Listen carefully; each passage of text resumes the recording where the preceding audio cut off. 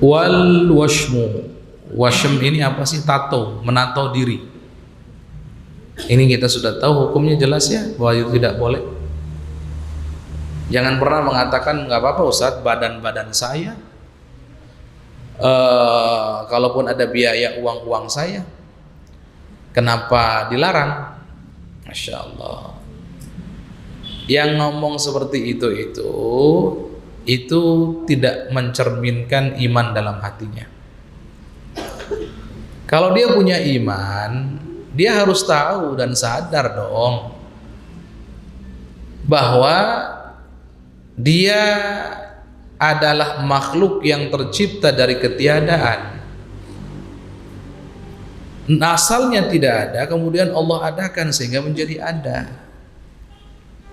Berarti dia itu nol menjadi ada karena diberi oleh Sang Maha Ada.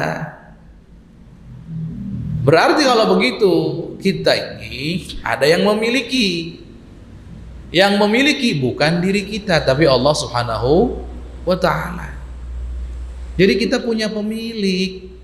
Sebagaimana mobil itu ada pemiliknya, oh kita pemiliknya. Tanah ada pemiliknya, siapa itu? Ya kita pemiliknya. Rumah ada pemiliknya, siapa pemiliknya? Kita.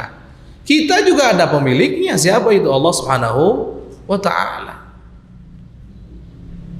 Jangan enak-enak ngomong badan saya, mau ditato, mau diapain, terserah saya, nggak bisa gitu. Badan saya betul, tapi bukan milik saya, itu yang benar. Makanya seorang muslim, bahkan manusia secara umum, tidak diperbolehkan, contoh mau bunuh diri, mau motong anggota tubuhnya, dipotong dikasih ke orang lain, ya nggak boleh. Dan alasan bahwa ya badan saya, tubuh saya, terserah saya, itu tidak dibenarkan sama sekali. Badan saya benar tuh, tapi milik saya nggak benar gitu. Awas tuh, beda antara badan saya dengan milik saya. Badan saya benar, milik saya nggak benar, karena kita hakikatnya milik Allah. Maka terikat dengan hukum Allah. Sudah. Kalau kata Allah, kata Rasulullah nggak boleh, ya selesai. Oh tapi itu kan seni Ustadz, dan seterusnya. Seni ke apa ke, pokoknya kalau bertentangan dengan hukum syariat, hukum Allah sang pemilik alam semesta, tetap saja tidak dibenarkan. Sesimpel itu cara berpikirnya, gitu ya. Nah, baik. Jadi tato itu ya nggak boleh.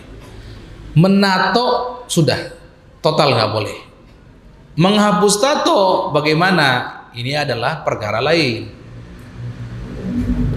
Jadi ini yang dibahas, kemaksiatan badan di sini apa sih? Menato diri.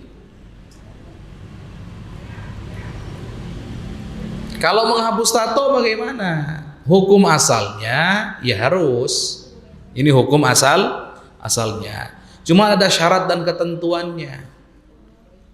Ada syarat dan ketentuannya, harus dihapus kalau tidak sampai, contoh pertama, menyiksa diri sendiri.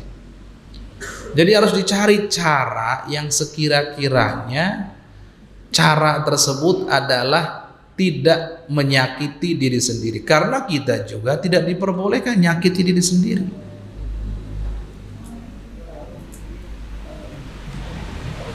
Itu. Jadi kalau ketemu caranya nggak menyakiti, nggak menyiksa diri, ya hapus. Tapi mahal Ustaz, ya kalau mampu ya hapus. Perlu nggak Ustaz pakai setrika? Nggak perlu. Dia ada katanya preman tobat, makanya pakai tato. Tatonya serem banget. Apa itu? Tato harimau. Ketika tobat, karena Masya Allah ghirah, semangatnya untuk taubat, untuk memperbaiki diri, dan melihat tato itu simbol kecongkakannya zaman dulu, kesalahannya zaman dulu, dihapuslah. Pakai apa? Pakai setrika. Akhirnya harimaunya berubah jadi kucing. Gara-gara pakai setrika itu ya.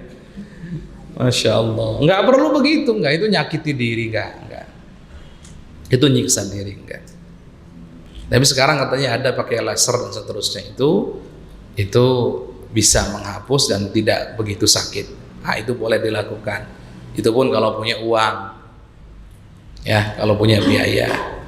Tapi Ustaz, nanti gimana dengan sholatnya tidak sah dan seterusnya? Ini pembahasan lain. Apakah tato menghalangi sahnya wudhu atau tidak?